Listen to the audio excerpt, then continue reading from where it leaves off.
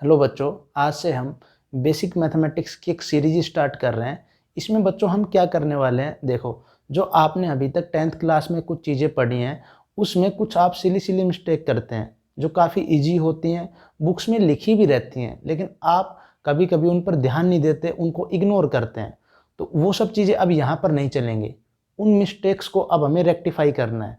तो एक एक मिस्टेक हम यहाँ पर शॉर्ट लिस्ट करेंगे। मे बी जो पॉसिबल है आपने 10th क्लास तक मिस्टेक की है। तो यहाँ पर देखो, आज हमारा जो लेक्चर है वो कम्प्लीटली किस पर डेडिकेटेड है कि P अपॉन Q नंबर है, अगर उसमें Q जीरो हो जाए तो ये नंबर क्या होगा। अगर हम एग्जाम्पल लें, मैं आपसे पूछूं 1 अपॉन जीरो क्या होता है बताओ। ठीक है, तो यहाँ पर जो फर्स्ट पॉइंट है इसको आप लिखो। अगर हम आपसे पूछें 1 अपॉन जीरो क्या होता है, तो यहाँ पर देखिए, हो सकता है कुछ बच्चे इसको बोलें ये क्या होता है, इन्फिनिटी। ठीक है, तो आज के बाद क्या याद रखना है, ये क्या है, गलत। मीन्स 1 अपॉन जीरो इन्फिनिटी के इक्वल नहीं होता।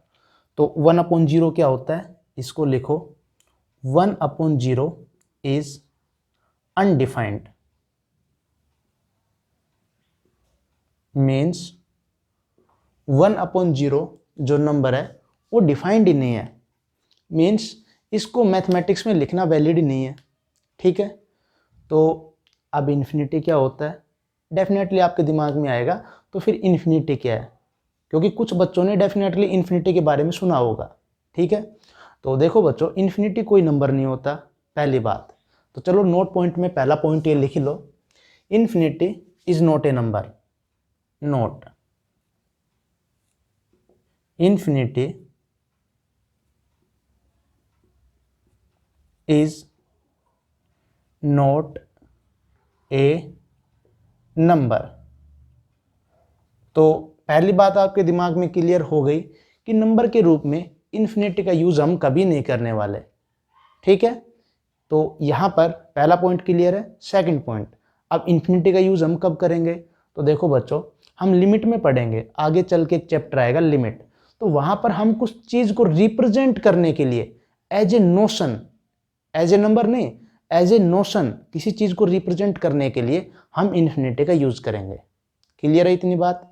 ठीक है, तो यहां पर जो नेक्स्ट पॉइंट है इसको लिखो। अब अगर किसी बच्चे से पूछें 1 अपॉन इन्फिनिटी क्या होता है बताओ, तो अगर कोई बच्चा बोलता है 1 upon infinity equals to zero, तो ये भी क्या है, गलत। ठीक है, क्यों, देखो, अगर 1 अपॉन इन्फिनिटी की बात करें तो एक क्वेश्चन ही गलत है। क्यों, क्योंकि हम पूछेंगे बताओ ये इन्फिनिटी क्या है। अरे नंबर के फॉर्म में इन्फिनिटी तो कभी आएगा ही नहीं, ये इन्फिनिटी कहाँ से आ गया बताओ। इन्फिनिटी तो कोई नंबर होता ही नहीं। जब हमने बता दिया 1 अपॉन जीरो इन्फिनिटी नहीं होता, तो हम कहेंगे बताओ ये इन्फिनिटी कहाँ से आया, इन्फिनिटी तो कुछ होता ही नहीं है। ठीक है, इसका मतलब ये क्वेश्चन ही क्या है, गलत। तो इसको भी हम क्या बोल लेंगे, ये भी मैथमेटिक्स में क्या है, अनडिफाइंड। अनडिफाइंड, ये तो क्वेश्चन ही गलत है, इसका तो कोई क्वेश्चन उठता ही नहीं है 1 अपॉन इन्फिनिटी का। क्यों, क्योंकि बच्चों इन्फिनिटी तो कभी आएगा ही नहीं। इन्फिनिटी कहाँ से आएगा मैथ में बताओ, इन्फिनिटी तो कोई नंबर है ही नहीं, तो आप 1 अपॉन इन्फिनिटी को लिखना ही वैलिड नहीं है। तो यहाँ पर आई होप जो ये सेकंड पॉइंट है ये भी आपको क्लियर हो गया। अब यहाँ पर अगर हम पूछते हैं एक थर्ड पॉइंट, चलो एक काम करो, एक क्वेश्चन पूछता हूँ पहले, एक क्वेश्चन डिस्कस करते हैं, अगर ये पॉइंट समझ में आए तो।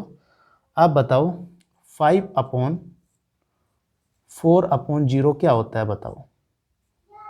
इसको थोड़ा सा सोचो, तो क्या आएगा बताओ, इन्फिनिटी आएगा, जीरो आएगा, या फिर ये नॉट डिफाइंड है। थोड़ा सोचो वीडियो को पॉज करके। ठीक है, अगर आपने सोच लिया तो इसको आगे डिस्कस करते हैं। अगर किसी बच्चे का आंसर आ रहा है जीरो, तो ये क्या है, गलत। अब ये गलत क्यों है, देखो यहाँ पर उसने क्या किया होगा, इसको लिखा होगा 5 अपॉन 4 अपॉन जीरो।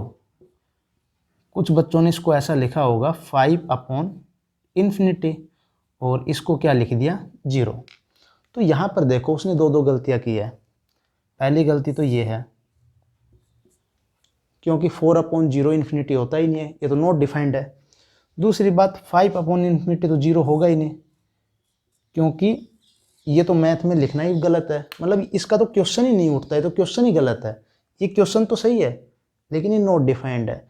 अब ये इन्फिनिटी तो कभी आ ही नहीं सकता नंबर के फॉर्म में, तो ये तो क्वेश्चन ही गलत है।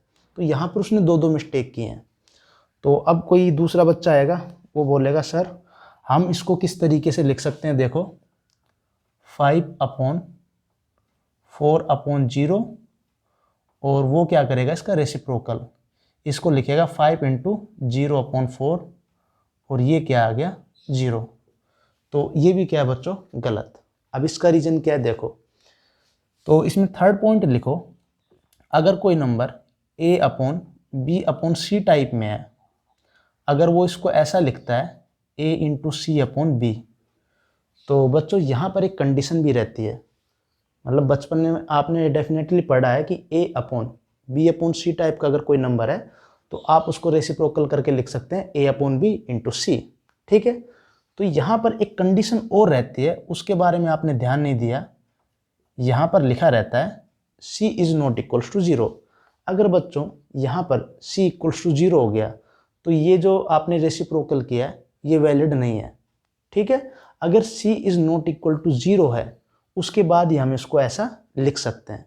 तो वहाँ पर आपने c के ऊपर कभी ध्यान नहीं दिया। तो यहाँ पर देखो हमने क्या लिखा था, यहाँ पर लिखा था हमने 5/4/0। तो यहाँ पर जो ये लिखा हुआ है 4/0, ये क्या है आपका अनडिफाइंड। अगर किसी भी एक्सप्रेशन में कोई भी एक्सप्रेशन लिखा हुआ है, अगर उसमें कोई भी चीज़ अनडिफाइंड हो गई तो वो चाहे मल्टीप्लाई में हो, चाहे डिवाइड में हो, चाहे वो पावर में हो, किसी में भी हो, वो नंबर डिफाइंड होगा ही नहीं। ठीक है ना, क्योंकि 5/अनडिफाइंड डिफाइंड कैसे हो सकता है बताओ। ठीक है, तो ये नंबर क्या है आपका नॉट डिफाइंड। तो यहाँ पर आपको समझ में आया a × c/b कब लिखेंगे, जब c is not equal to 0। तो यहाँ पर सिंपली आपका क्या है c 0। तो ये जो नीचे वाला नंबर है यही क्या हो गया अनडिफाइंड। अगर किसी भी एक्सप्रेशन में कोई भी चीज़ अगर अनडिफाइंड हो जाती है तो वो चाहे मल्टीप्लाई में हो, चाहे डिवाइड में हो और चाहे पावर में हो, वो जो एक्सप्रेशन है वो हमेशा क्या होगा नॉट डिफाइंड। तो अब बच्चों इसको आगे डिस्कस करते हैं। एक नेक्स्ट पॉइंट लिखो, इसको नोट कर लो इतना, ठीक है ना। तो पॉइंट्स क्या क्या याद रखने हैं, पहली बात आपको ये याद रखनी है कि इन्फिनिटी कोई नंबर नहीं होता। इन्फिनिटी के बारे में हम कभी बात नहीं करेंगे। अगर आज तक आपने इन्फिनिटी का नाम लिया है तो उसको भूल जाओ। इन्फिनिटी को एज ए नोशन यूज़ करेंगे, अब वो कहाँ पे यूज़ करेंगे, कैसे यूज़ करेंगे, वो हम लिमिट में देखेंगे। ठीक है ना। तो दूसरा पॉइंट आपको क्या याद रखना है कि अगर कुछ ऐसा लिखा हुआ है रेसिप्रोकल टाइप में तो उसको डायरेक्टली ऐसा हम कभी नहीं लिखेंगे। अगर ऐसा लिखेंगे तो वहाँ पर हमें पता होना चाहिए कि कहीं नंबर नॉट डिफाइंड तो नहीं हो रहा। ठीक है, और इन्फिनिटी तो कभी आएगा ही नहीं, तो 1/∞ का तो क्वेश्चन ही गलत है। ये क्वेश्चन तो अराइज ही नहीं हो सकता। हम पूछेंगे इन्फिनिटी क्या, इन्फिनिटी कहाँ से आ गया बताओ। अगर कोई क्वेश्चन सोल्व करोगे तो उसमें इन्फिनिटी का भी आएगा ही नहीं। ठीक है, तो इसको नोट कर लो। और अब एक नेक्स्ट पॉइंट डिस्कस करते हैं, काफ़ी इम्पोर्टेंट पॉइंट है, वहाँ पे भी काफ़ी बच्चे इसको गलत करते हैं। तो फोर्थ पॉइंट हमें लिखना है, इफ़ अगर मान लो a/b 0 है तो ये कब पॉसिबल है। a/b इक्वल्स टू अगर 0 है तो ये कब पॉसिबल है। तो इसको लिख रहे हैं is possible only when a equals to 0। और बाय डिफॉल्ट अब आपको पता होना चाहिए and b is not equals to 0। क्योंकि बच्चों अगर b 0 हो गया तो a चाहे कुछ भी रहे, a चाहे 0 हो जाए, चाहे 1, चाहे -5, कुछ भी, अगर डिनोमिनेटर 0 हो गया तो नंबर नॉट डिफाइंड होगा। नंबर मैथमेटिक्स में लिखना वैलिड ही नहीं है, उसकी हम बात ही नहीं करेंगे। ठीक है, 0 से 0 कभी कैंसिल नहीं होता, कभी 0/0 को 1 बोल दो। अगर डिनोमिनेटर में 0 आ गया इसका मतलब वो नंबर वैलिड ही नहीं है, वो क्या है नॉट डिफाइंड। अभी उसको डिस्कस कर लिया हमने। तो यहाँ पर देखो, अगर हम पूछें क्वेश्चन नंबर 1 तो यहाँ पर एक क्वेश्चन आपको दे रहे हैं, इसको सोल्व करो। x - 1 upon x + 7 equals to 0। तो यहाँ पर बताओ x की वैल्यू क्या आएगी।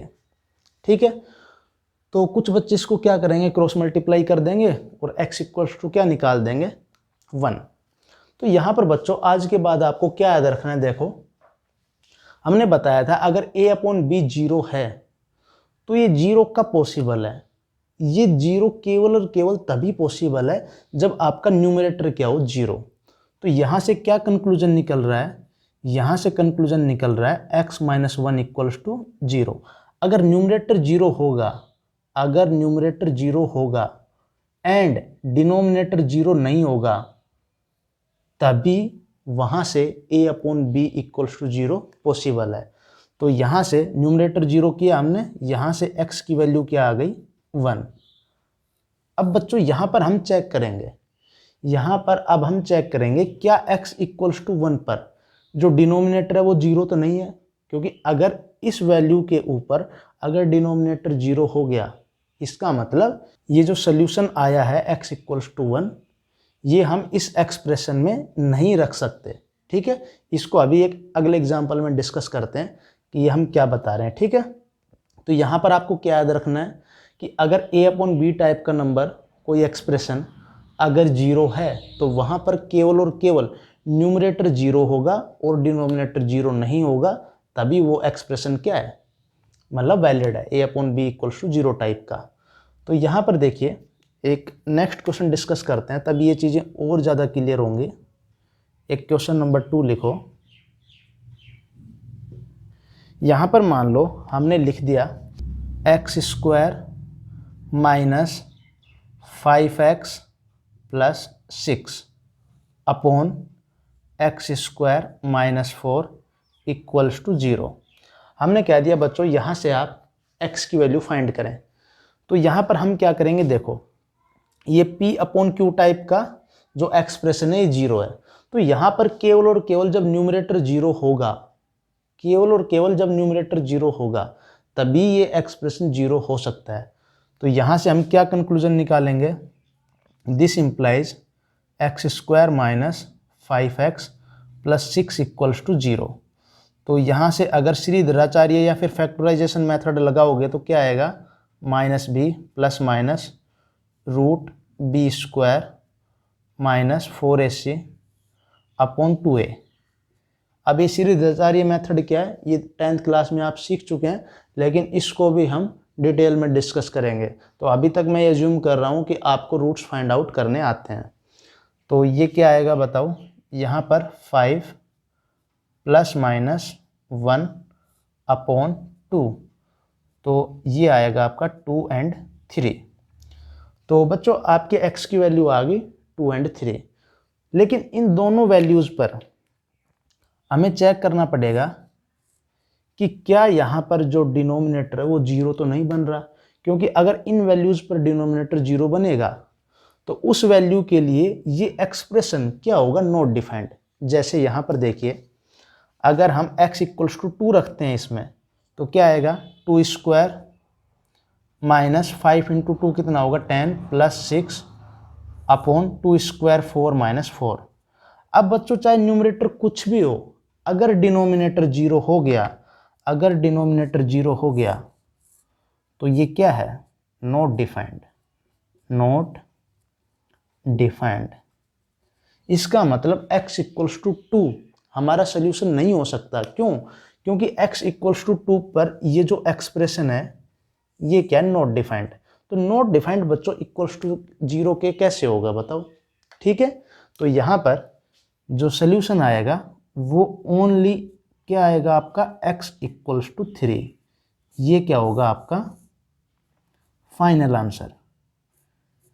तो अब से आपको क्या याद रखना है, देखो यहाँ पर अगर कोई एक्सप्रेशन a/b टाइप का 0 है तो वहाँ से क्या कंक्लूजन निकलेगा कि 0 कब पॉसिबल हो सकता है, जब न्यूमरेटर 0 हो। ठीक है, न्यूमरेटर को 0 करेंगे, वहाँ से हम वैल्यूज़ फाइंड आउट करेंगे, लेकिन उन वैल्यूज़ के ऊपर हमें चेक करना पड़ेगा कि क्या डिनोमिनेटर 0 तो नहीं बन रहा। अगर 0 बन रहा होगा तो वो एक्सप्रेशन उस x के लिए लिखना वैलिड ही नहीं है। जैसे यहाँ पर x इक्वल्स टू 2 आया तो x इक्वल्स टू 2 पर ये जो एक्सप्रेशन है ये डिफाइंड ही नहीं है, तो 0 कैसे होगा बताओ।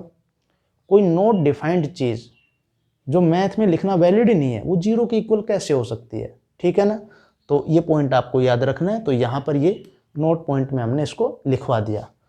तो यहाँ पर एक और छोटा सा क्वेश्चन डिस्कस करते हैं और फिर आज के लेक्चर को वाइंड अप करते हैं। ये जो 4 पॉइंट आपको बताए हैं, अगर कोई बच्चा इनमें पहले से गलती करता था तो अब वो इसको रेक्टिफाई करें, ठीक है। तो नेक्स्ट क्वेश्चन लिखो, थर्ड क्वेश्चन नंबर 3। अगर हम पूछें 1/5 माइनस एक्स इक्वल्स टू 0, तो यहाँ पर जो x की वैल्यू है वो बताओ क्या आएगी, ठीक है। यहाँ पर x की वैल्यू क्या आएगी कि 1/5 माइनस एक्स किसके इक्वल है, 0 के। तो अगर किसी बच्चे ने, एक काम करो, वीडियो को पॉज करो और थोड़ा सा सोचो इसको और इसका आंसर फाइंड आउट करो। अब अगर किसी बच्चे ने इसको सोल्व किया है और अगर उसका आंसर क्या आया x इक्वल्स टू 5, तो बच्चों ये क्या आपका गलत। क्यों गलत है, देखो हमने बताया था अगर कोई नंबर a/b टाइप में लिखा हुआ है तो वो 0 के बराबर कब होगा, जब उसका न्यूमरेटर क्या हो, 0। दूसरी बात, जो उसका डिनोमिनेटर है वो नॉट इक्वल्स टू 0 होना चाहिए, ठीक है। तो यहाँ पर बच्चों न्यूमरेटर क्या है, न्यूमरेटर यहाँ पर आपका है 1। तो बच्चों 1 तो कभी 0 के बराबर होता ही नहीं, तो इसका मतलब ये जो एक्सप्रेशन है ये किसी भी x के लिए 0 नहीं होगा। अब उन बच्चों की बात करते हैं जिन्होंने x इक्वल्स टू 5 आंसर निकाला। अरे बच्चों इस एक्सप्रेशन में ये वैल्यू रखो 1/5 माइनस 5। अरे ये नोट डिफाइंड हो तो गया, नोट डिफाइंड, ठीक है ना। ये तो नोट डिफाइंड है। आपने कैसे किया होगा मैं बताता हूँ। इसको लिखा होगा 1/1 into 5 minus x equals to 0, this implies x equals to 5। लेकिन हमने ये भी बताया था कि a/b/c टाइप के नंबर को हम a इंटू c/b तभी लिख सकते हैं जब c is not equals to 0। यहाँ पर बच्चों आपका c 0 हो रहा है। देखो यहाँ पर इस x के लिए, x इक्वल्स टू 5 के लिए जो आपका ये c लिखा हुआ है ये क्या है, 0। ओरिजिनल एक्सप्रेशन को देखो आप, 1/1/5 माइनस एक्स लिखा हुआ है, ठीक है। और सबसे शॉर्टकट मेथड क्या होता है, बस यही होता कि यहाँ पर a/b टाइप का नंबर तभी 0 होगा जब उसका न्यूमरेटर 0 होगा। यहाँ पर न्यूमरेटर 1 है, इसका मतलब कोई भी वैल्यू x की ऐसी पॉसिबल नहीं है जिसके लिए क्या होगा, 0। तो बच्चों ये जो कुछ मिस्टेक जो आप करते हो इनको यहाँ पर रेक्टिफाई करने की हैबिट डाल लो यहीं से, क्योंकि ये सब चीज़ें अब मैथ्स में काफ़ी अच्छे लेवल से हम यूज़ करने वाले हैं, ठीक है ना। तो यहाँ पर जो इसका आंसर आएगा क्या आएगा, नो सोल्यूशन, मीन्स x की कोई भी वैल्यू पॉसिबल नहीं है। तो यहाँ से x का कोई भी आंसर पॉसिबल नहीं होगा। तो आई होप बच्चों जो आज का जो लेक्चर है इसमें कोई 1 या 2 पॉइंट तो ऐसे होंगे जो अभी तक आप गलत तरीके से पढ़ते आ रहे होंगे, तो उनको यहाँ पर रेक्टिफाई करो। और अब आज के जो लेक्चर है इसको यहीं पर वाइंड अप करते हैं। इतने कॉन्सेप्ट काफ़ी हैं। जो नेक्स्ट वीडियो लेक्चर होगा उसमें कुछ और ऐसे कॉन्सेप्ट हम यहाँ पर देखेंगे जो आप अभी तक गलत पढ़ते आ रहे हैं, ठीक है ना। तो आज के लेक्चर को यहीं पर वाइंड अप करते हैं। Thank you.